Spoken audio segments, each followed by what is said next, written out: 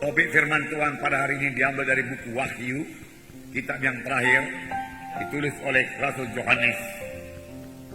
Dengan topik barang siapa yang menang, barang siapa yang menang. Tertulis dalam Wahyu pasal 2 dan Wahyu pasal 3. Tetapi kita tidak akan baca semuanya.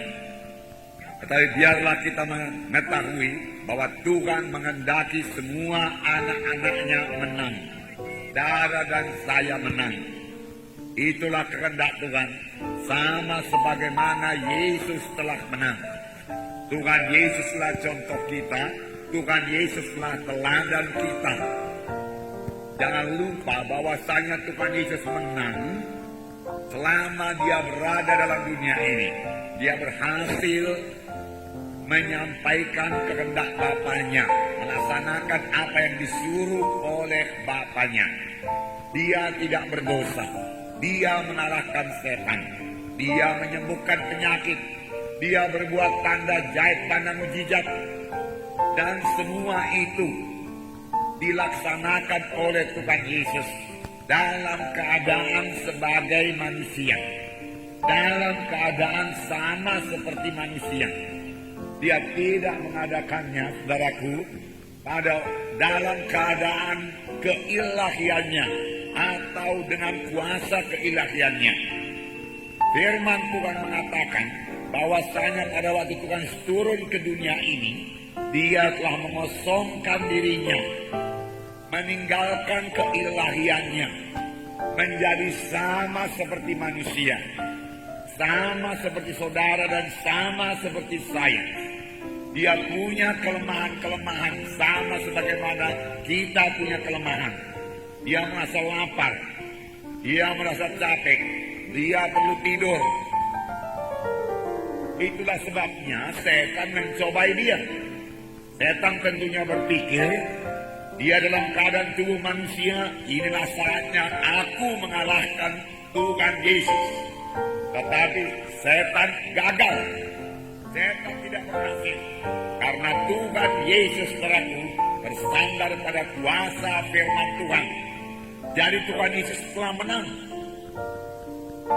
Pada waktu dia dalam keadaan tubuh manusia, sama seperti manusia. Dan ini memang tertulis dalam Filipi pasal 2 ayat 7. Saya akan membacakan sebentar Filipi pasal 2 ayat 7.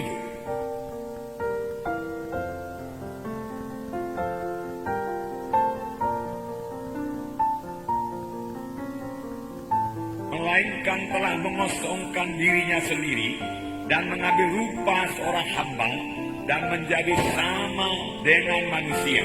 Ayat 8. Dan dalam keadaan sebagai manusia, ia telah merendahkan dirinya dan taat sampai mati, bahkan sampai mati di kayu salib.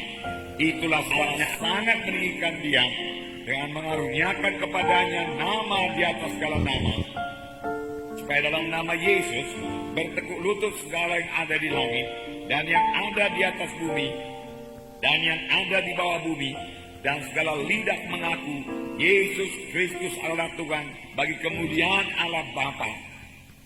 Jadi Yesus taat sampai kepada matinya. Itulah sebabnya Allah mengaruniakan nama di atas segala nama kepadanya. Nama Yesus sangat berkuasa. Setan manapun harus tunduk kepada nama Yesus. Ada kuasa dalam nama Yesus. Diperoleh, diberikan kepada Tuhan Yesus oleh karena ketaatannya, taat kepada Bapanya. Dia menang melaksanakan kehendak Bapanya. Dia menang untuk hidup suci. Dia menang mengalahkan setan. Dia tahu tipu daya setan. Dia dipenuhkan dengan Roh Kudus dan diurapi dengan Roh Kudus. Saya pikir inilah kunci kemenangan dari Tuhan Yesus. Dan Roh Kudus yang sama diberikan Tuhan kepada kita. Itu sebabnya Tuhan minta kita semua berkemenangan. Berkemenangan. Dalam kitab Wahyu berkali-kali dikatakan, barang siapa menang, barang siapa menang. Tuhan menghendaki kita menang. Misalnya pada Wahyu pasal 2 ayat 7b, barang siapa menang, dia akan kuberi makan dari pohon kehidupan yang ada dalam Firdaus Bapakku. Makan dari pohon kehidupan. yang ada dalam Firdaus Bapakku, Firdaus Allah. Barang siapa menang, Wahyu 2 ayat 11. B. Barang siapa menang, ia tidak akan menderita apa-apa oleh kematian yang kedua. Ia tidak mengalami apa-apa dari kematian yang kedua. Tidak masuk dalam kematian yang kedua. Wahyu 2 ayat 17. Barang siapa menang, kepadanya akan kuberikan dari mana yang tersembunyi, dan aku akan mengaruniakan kepadanya batu putih yang di atasnya tertulis nama baru yang tidak diketahui oleh siapapun selain oleh yang menerimanya, dan seterusnya dan seterusnya. Kalau saudara baca dalam buku Wahyu, ada sekitar 22 kali dikatakan barang siapa yang menang. Perkataan menang, menang. Tuhan mengendaki kita menang, menang. Tentunya kalau menang ada peperangan. Tanpa peperangan juga tidak ada kemenangan. Tetapi biarlah kita ingat bahwasanya musuh kita bukanlah darah dan daging. Musuh kita bukanlah manusia. Kita harus mengasihi sesama manusia. Bahkan biarlah hati kita tergerak oleh belas kasihan melihat jiwa-jiwa yang keberatan, melihat jiwa-jiwa yang belum selamat. Karena tanpa Tuhan Yesus dalam matinya, walaupun mereka ke gereja, mereka akan terhilang juga. Hilang selama-lamanya dalam neraka yang kekal. Ini harus membuat hati kita jatuh kasihan kepada mereka. Jadi manusia bukanlah musuh kita. Walaupun mereka mencela kita, walaupun mereka menyingkirkan kita harus mengasihi mereka itu. Kasihilah kaum manusia seperti dirimu sendiri. Musuh kita bukanlah daging darah. Tapi dalam Efesus pasal 6 ayat 12 dikatakan musuh kita yaitu pemerintah-pemerintah jahat di udara. Musuh kita yaitu penghulu-penghulu jahat di udara. Musuh kita yaitu penguasa-penguasa jahat di udara. Roh-roh jahat di udara. Yang bisa disimpulkan musuh kita yaitu setan iblis, roh-roh jahat. Di samping itu masih ada musuh kita dosa yang disodorkan oleh setan. Musuh kita yaitu kehendak daging kita ini yang harus kita matikan oleh kuasa Roh Kudus. Musuh kita yaitu daya tarik dunia ini, yaitu satu kehidupan tanpa memperdulikan saudaraku kesucian Tuhan, hanya memuaskan hawa nafsu. Musuh kita yaitu sakit penyakit. Di dalam semuanya itu kita bisa menang. Dan memang Tuhan mengendaki kita menang. Bahkan Tuhan telah memberikan kelengkapan kepada kita semua untuk menang. Supaya kita hidup berkemenangan. Musuh kita yaitu kutuk dosa, termasuk kemiskinan. Kematian yang kedua kali neraka, itu musuh kita. Dan Tuhan telah memberikan semua kelengkapan kepada kita supaya kita hidup menang. Dan memang kita bisa hidup menang. Sebab Yesus sudah menang. Pada waktu Yesus menang, dia dalam keadaan sama seperti manusia. Kalau dia dalam keadaan Allah, tidaklah fair, saudaraku. Dia minta kita hidup sama seperti dia. Dia dalam keilahiannya yang maha kuasa, yang tidak bisa dikalahkan dengan segala kebesaran, keagungan, kemuliaan, kesuciannya, kemahatauannya, kemahadirannya. Dia hadir dalam dunia ini, kemudian dia mengalahkan semua musuh-musuh, setan, iblis, dosa, penyakit, dan lain sebagainya. Lalu dia minta kita melakukan hal yang sama, padahal kita tidak maha kuasa, tidak maha tahu, tidak maha besar. Darahku itu tidak adil, saudara. Tetapi karena dia melaksanakannya dalam keadaan tubuh manusia dan dalam keadaan sama seperti manusia, bisa jatuh kepada dosa. Hanya dia tidak mau jatuh kepada dosa. Dia dicobai oleh setan dan dia melawan setan dengan perkataan ada tersurat, dan dia berkemenangan. Lalu dia minta kita juga hidup berkemenangan. Itu baru fair, saudara. Barang siapa yang ada dalam Yesus, biarlah ia hidup sama sebagaimana Yesus hidup. Itu firman Tuhan minggu yang lalu. Barang siapa mengatakan dia ada dalam Yesus, dia wajib hidup sama seperti Yesus hidup. Hidup dalam kebenaran, kesucian, hidup mengasihi, hidup mengampuni, hidup mengasihi, mengampuni, memaafkan. Amin, saudara. Nah, puji Tuhan. Jadi Tuhan menghendaki kalau kita hidup berkemenangan. Hidup berkemenangan. Hidup sampai kepada maksud Tuhan. Hidup melayani. Nah, kita akan melihat apa yang ditulis oleh firman Tuhan kepada sidang-sidang di Asia kecil. Di Asia kecil. Ada 7 sidang pada waktu itu. Apakah pesan-pesan Tuhan kepada ke-7 sidang ini? Ini juga pesan Tuhan kepada sidang Tuhan pada akhir zaman. Saya percaya ini akhir zaman. Ini juga pesan Tuhan. Kadang-kadang kita merasa diri kita benar. Tetapi kita harus melihat diri kita dari kacamata Tuhan. Apa yang dikatakan firman Tuhan mengenai diri kita, itulah dia kebenaran. Apa yang dikehendaki Tuhan dari tiap-tiap jemaat. Apa yang dikehendaki Tuhan dari tiap-tiap anak-anaknya. Apa yang tidak disukai Tuhan dari anak-anaknya. Apa yang disukai Tuhan dari anak-anaknya. Semua ini dapat kita lihat daripada surat Yohanes kepada ke-7 sidang jemaat di Asia kecil. Biarlah kita perhatikan. Dan juga biarlah kita mengetahui tipu daya setan.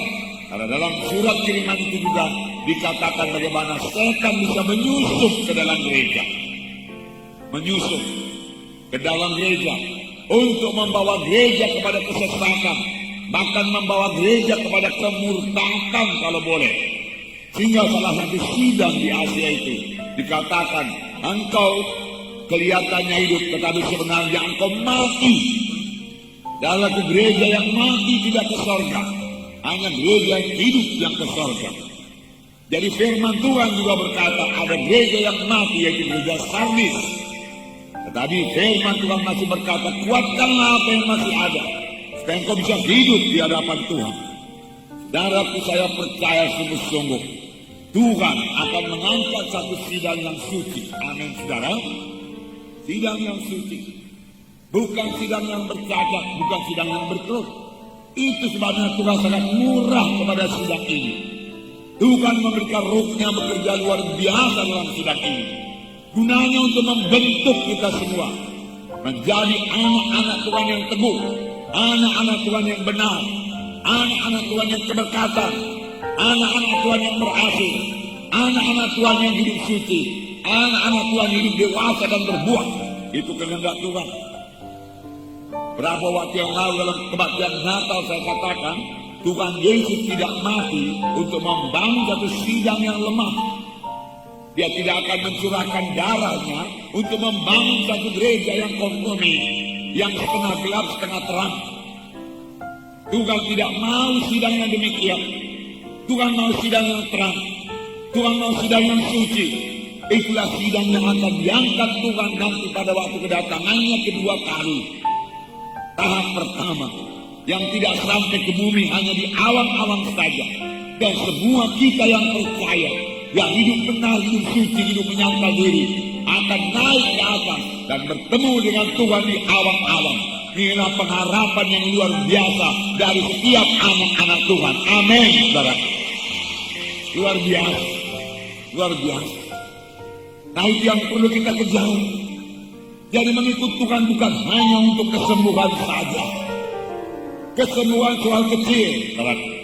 Sepanjang saudara masuk dalam kehendak Tuhan, berjalan pada jalan Tuhan, mengenal hukum-hukum Tuhan, dan menaruh firman Tuhan dalam hati saudara, maka kesembuhan, kekuatan, kesehatan menjadi milik saudara. Amin.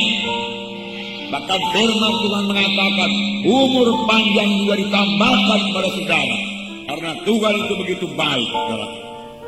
Nah, akan ada banyak pencobaan, akan banyak peperangan, banyak ujian. Tetapi semua itu perlu untuk mendewasakan kita. Tanpa ujian, tanpa percobaan-pencobaan, kita tidak akan bertambah-tambah dewasa.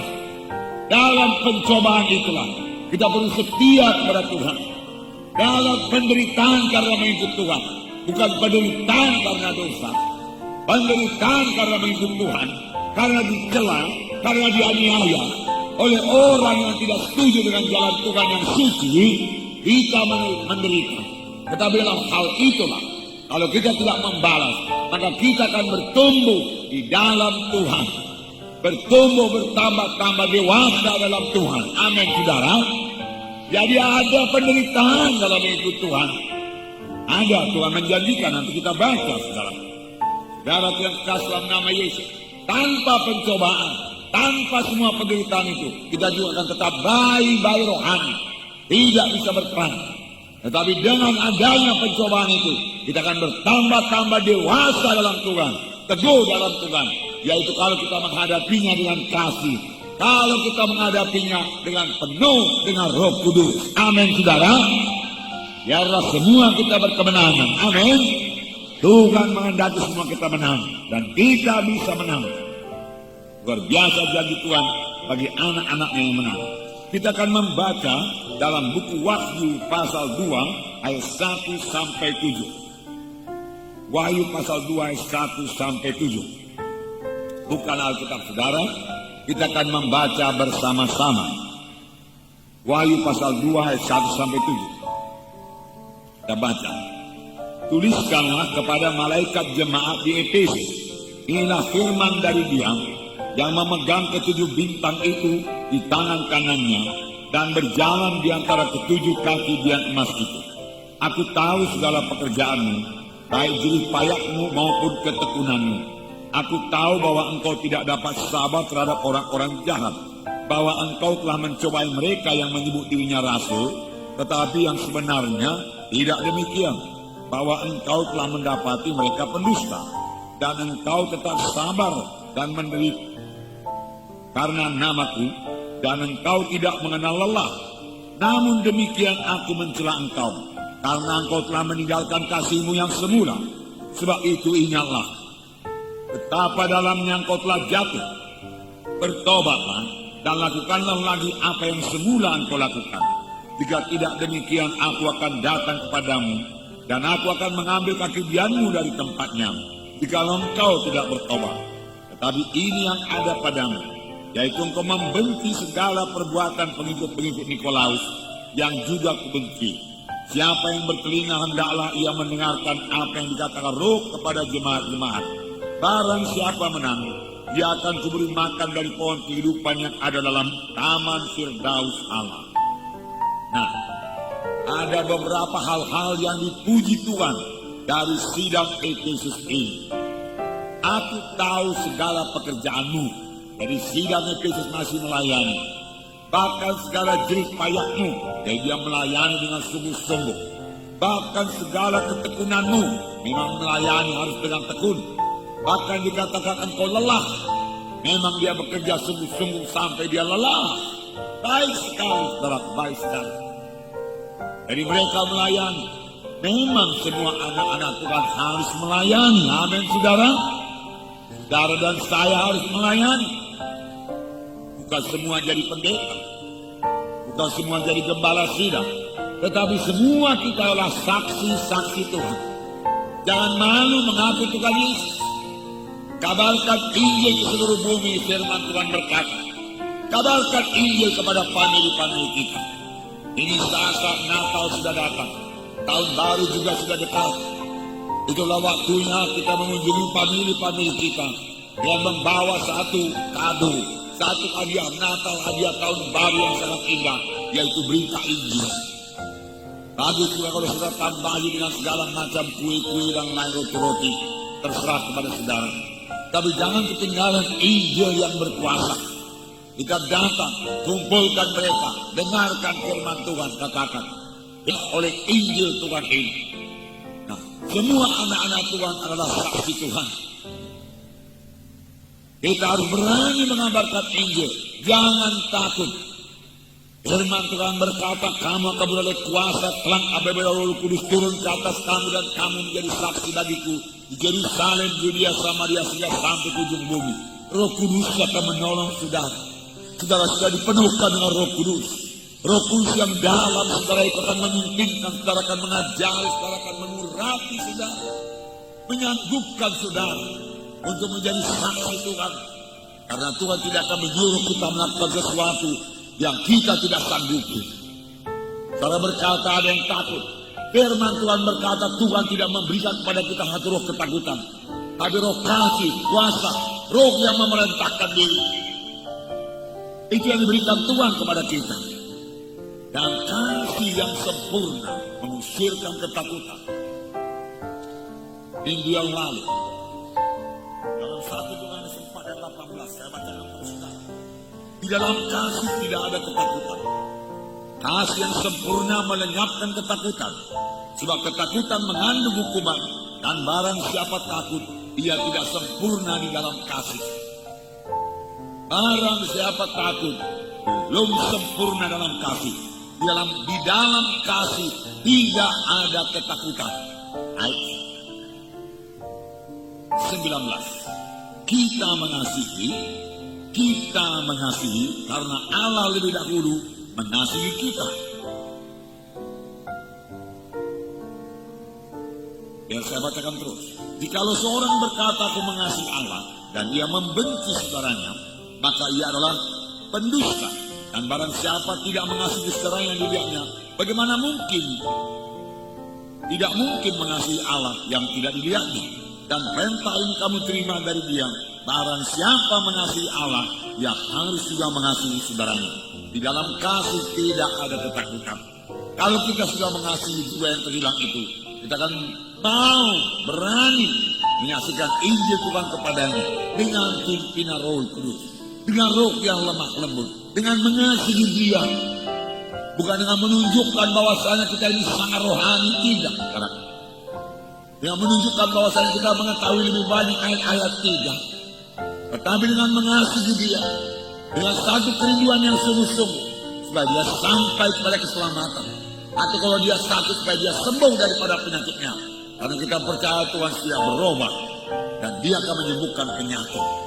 Nah, saudara yang kasih dalam nama Yesus, semua anak Tuhan harus melayani. Inilah saatnya kita membawakan Injil Tuhan. Saya katakan untuk seluruh Indonesia ini, kita bersyukur buat mahasiswa kita beriman yang telah dikirimkan Tuhan. Dan banyak lagi akan menyusul. Puji Tuhan, puji Tuhan. Sebenarnya itu juga masih kurang untuk penuaian pada akhir zaman. Satu penuaian yang besar pada akhir zaman ini akan terjadi di Indonesia ini. Saudara, amin saudara. Dan Tuhan akan memakai saudara dan saya untuk itu. Semua kita harus ambil bahagia. Tuhan memberikan Roh Kudus supaya kita beroleh kuasa.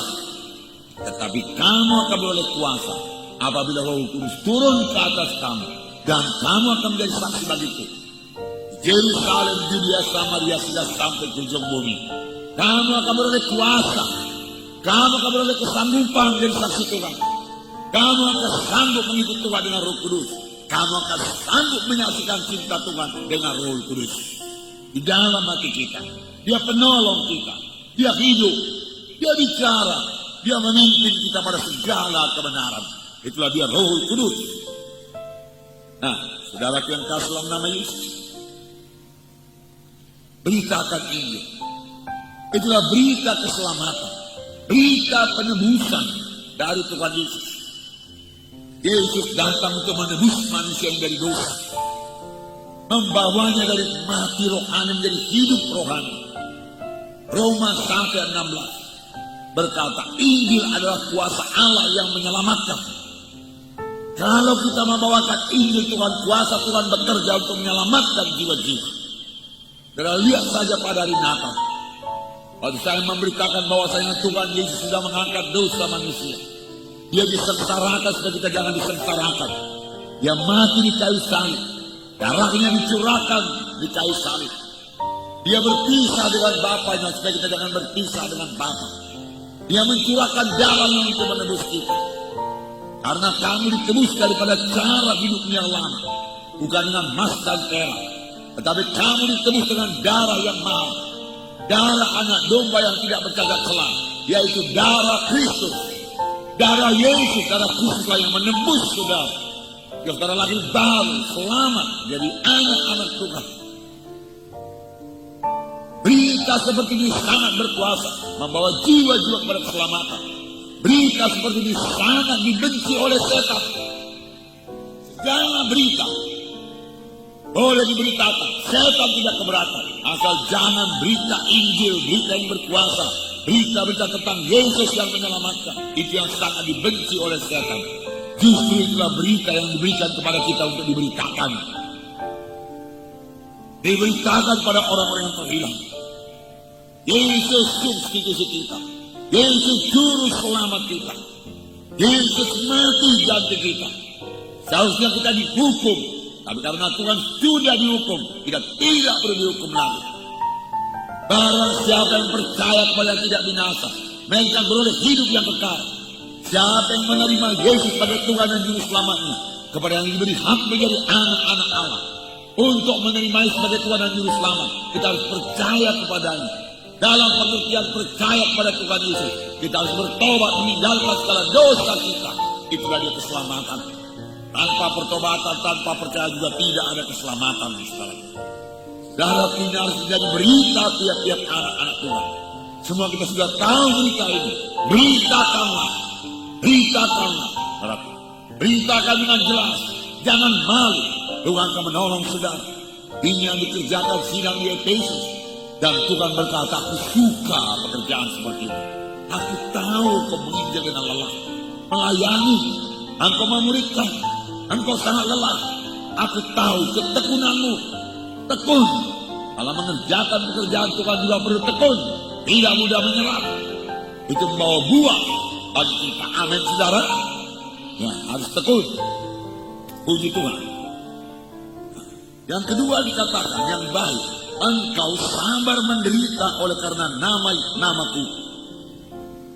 Sabar menderita. Rupanya sidang Efesus menderita karena dia mengerjakan pekerjaan Tuhan.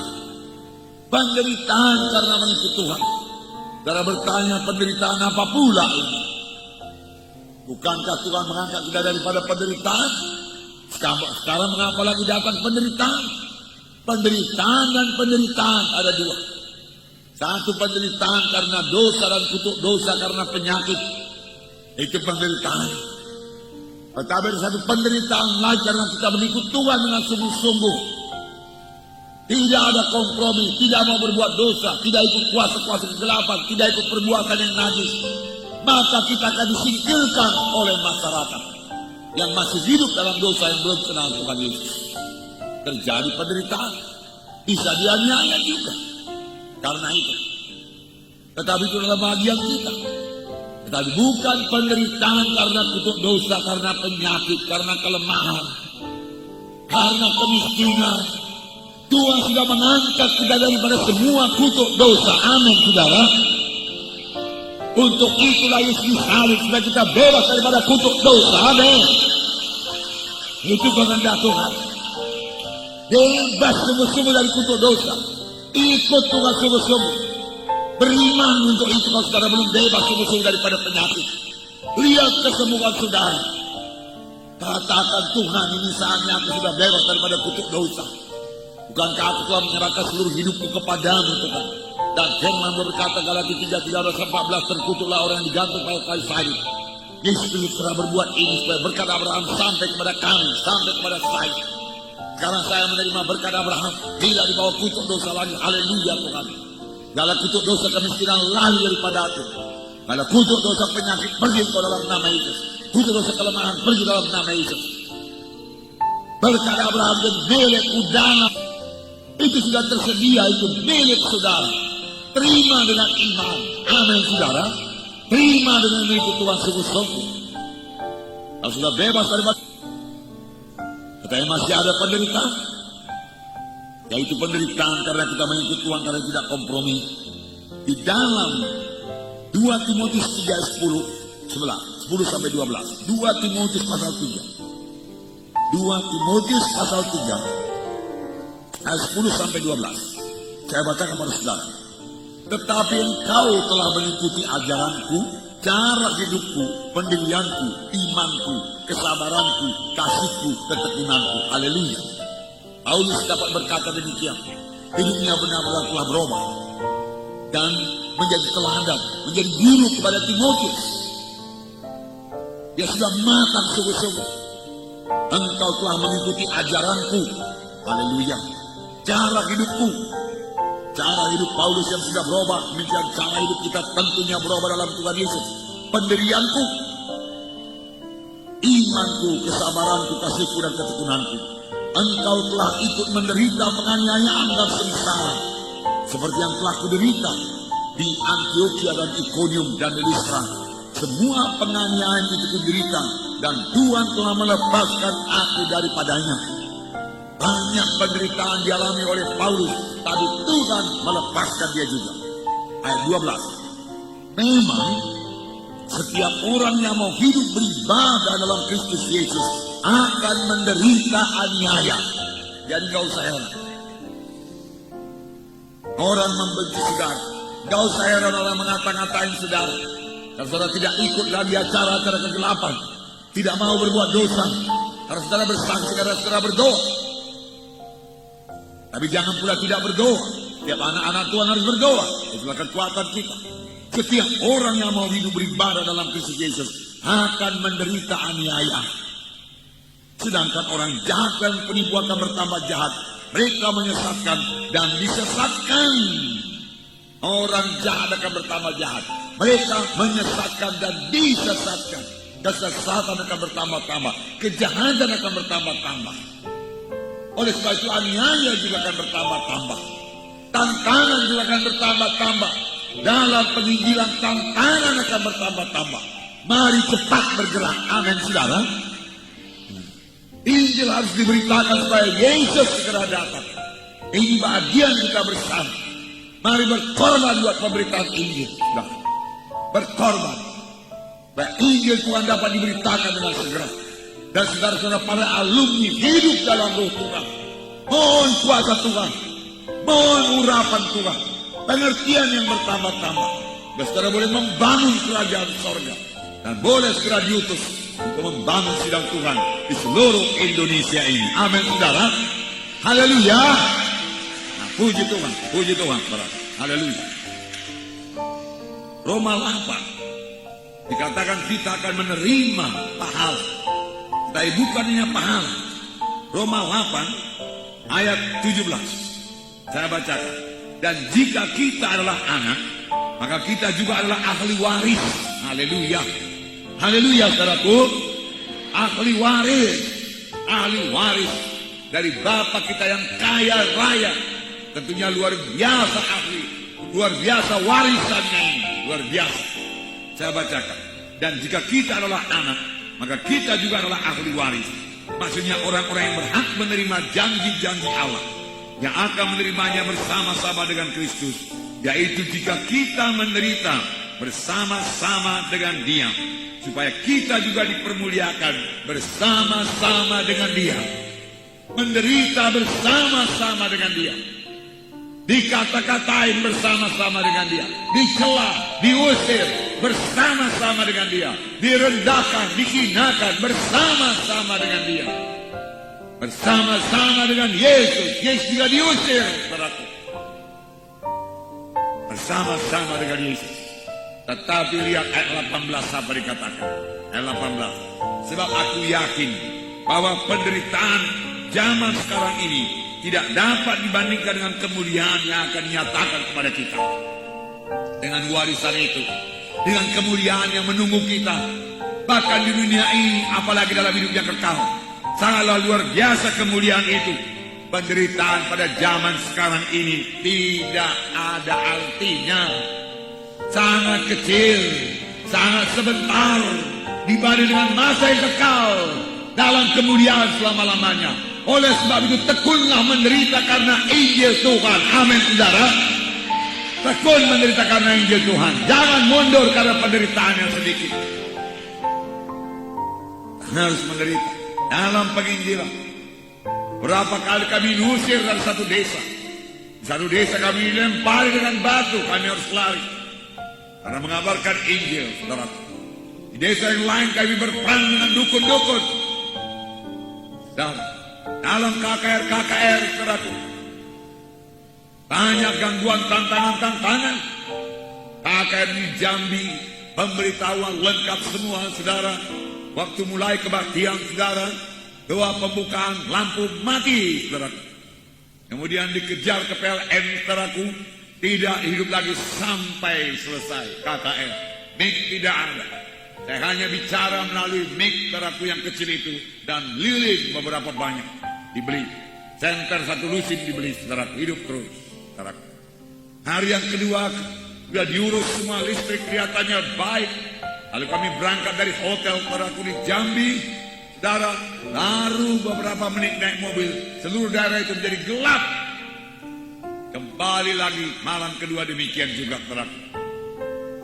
Injil hampir tidak pakai mic, tapi penginjilan diteruskan, berita Injil diteruskan, jiwa-jiwa diselamatkan, jiwa-jiwa disembuhkan, berita Injil disampaikan. Amin, saudara. Nah, kuasa Tuhan dinyatakan. Itu hanya dalam gangguan kecil, tantangan kecil, saudara. Kita maju terus kalau hanya demikian saja. Saya maju terus. Waktu Tuhan kalaku memanggil Paulus, bukan dengan terus terang berkata bahwa dia akan mengalami begitu banyak penderitaan. Aku menyatakan kepadanya. Kisah 9 ayat 6. Saya bacakan pada saudara. Kisah 9 ayat 16. Aku sendiri akan menunjukkan kepadanya betapa banyak penderitaan yang harus dia tanggung oleh karena namaku. Ini Paulus menyuruh Ananias memberkati Paulus, meletakkan tangan supaya dapat melihat. Ayat 15 berkata, tetapi firman Tuhan kepadanya, pergilah, sebab orang ini adalah alat pilihan bagiku untuk memberitakan namaku kepada bangsa-bangsa lain, serta raja-raja dan orang-orang Israel. Aku sendiri akan menunjukkan kepadanya betapa banyak penderitaan yang harus dia tanggung oleh karena namaku. Betapa banyak penderitaan yang harus ditanggung oleh Paulus karena nama Yesus. Beberapa kali Paulus masuk penjara, keluar masuk penjara, pengadilan dari satu pengadilan pada pengadilan yang lain. 5 kali aku dicambuk, dia katakan. 5 kali 39 kali. Tuhan istilahnya sekali, yaitu 39 kali. Tapi Paulus 5 kali, 3 kali dicemuk. Entah bagaimana pula dicemuk, saudaraku, untuk sengsara, dalam bahaya kelaparan, kedinginan, tidak berpakaian, kelaparan. Tapi semua itu tidak dapat memisahkan Paulus daripada kasih Kristus. Penderitaan semua ditanggungkan oleh Paulus yang sangat diurapi Tuhan, sangat diberkati Tuhan.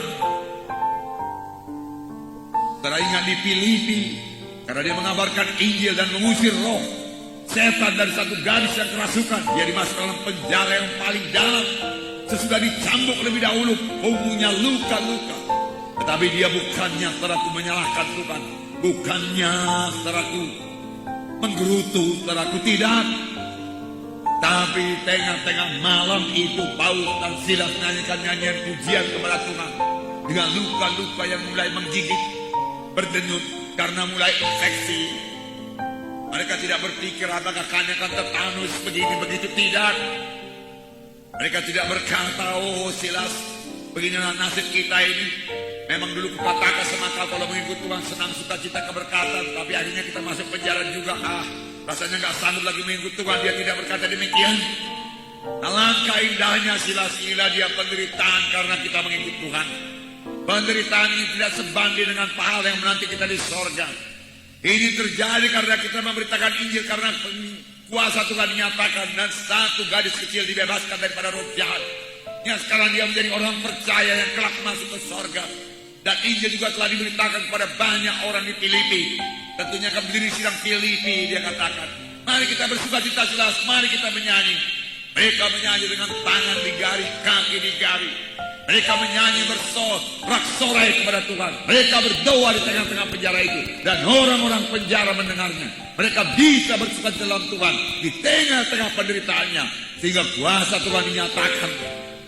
Roh Tuhan turun dan mengguntur pada penjara itu. Goncang, gari-gari terlepas semua. Sekarang, dan penghulu penjara itu mencabut pedangnya mau membunuh dirinya. Karena dia pikir semua orang-orang penjara sudah lari, semua orang-orang tahanan. Tapi Paulus berkata, sarungkan pedangmu, kami semua masih ada di sini. Apakah yang kuperbuat supaya aku boleh selamat, Tuhan? Percayalah kepada Tuhan Yesus, bahkan kau selamat dan sisi rumahnya. Malam itu dia percaya, malam itu dia diberi diri dibaptis, dan dia bersukacita. Dan besoknya Paulus dibebaskan. Inilah dia penderitaan. Berapa banyak penderitaan aku akan nyatakan kepadanya karena namaku. Sepanjang saudara berpegang pada nama Yesus, memberitakan nama Yesus, saudara, setan tidak senang. Nah, setan takut pada nama Yesus. Nama yang lain boleh, tapi jangan nama Yesus. Ini nyata dari orang kerasukan. Orang yang kerasukan kalau disebut menyebut nama Yesus, berat dia. Saya mau mengikut Engkau Tuhan Yesus. Tuhan Yesus, Kau Tuhan yang hidup. Engkau juru selamat, oh Tuhan Yesus. Berat dia mengatakan nama Yesus. Bungkus saya dengan darah Yesus. Sucikan saya dengan darah Yesus. Kuterima Tuhan Yesus. Payah kepadanya, saudara. Saya tinggalkan semua dosa dalam nama Yesus. Saya berkemenangan dalam nama Yesus. Oh, payah pada orang kerasukan mengatakan itu. Karena nama Yesus, nama yang berkuasa. Nama yang mengusirkan setan. Saudara, itu yang kedua. Yang pertama, dia bekerja dengan rajin. Yang kedua, dia sampai menderita karena nama Yesus. Jangan heran kalau ada penderitaan karena kita mengabarkan Injil. Yang kedua, orang-orang jahat. Dia tidak sabar terhadap dosa. Berarti dia menolak dosa. Dan juga tidak sabar terhadap rasul-rasul palsu. Jadi sidang Efesus masih kenal rasul-rasul palsu. Dia kenal rasul palsu. Orang yang menyebut dirinya rasul tapi bukan. Dia tahu itu rasul palsu. Dan Tuhan suka itu. Setiap anak-anak Tuhan harus mengerti pengajaran sesat, pengajaran daging, pengajaran membesarkan diri si aku. Harus kita kenal pengajaran sesat, kenal. Roh Kudus akan menerangkan kepada kita. Roh Kudus menerangkan kepada kita. Kita rasa dalam hati kita. Ada yang tidak beres dengan hamba Tuhan ini. Ada yang tidak beres dengan pemberitaan ini. Roh Kudus memberitakan dalam hal itu dengar-dengaran kepada Tuhan. Nubuat juga demikian. Sekarang banyak orang bernubuat. Dia berkata demikianlah firman Tuhan, dengarkan firman Tuhan. Tapi hati kita tidak tenang mendengar. Karena firman Tuhan berkata, kalau ada nubuat, memberikan penghiburan, memberikan kekuatan, memberikan kesegaran, meneguhkan, bahkan meneguhkan apa yang sebenarnya sudah ada dalam hati kita diteguhkan oleh nubuat. Itu nubuat yang benar. Bukan menakut-nakuti, bukan mengancam, bukan membuat orang takut.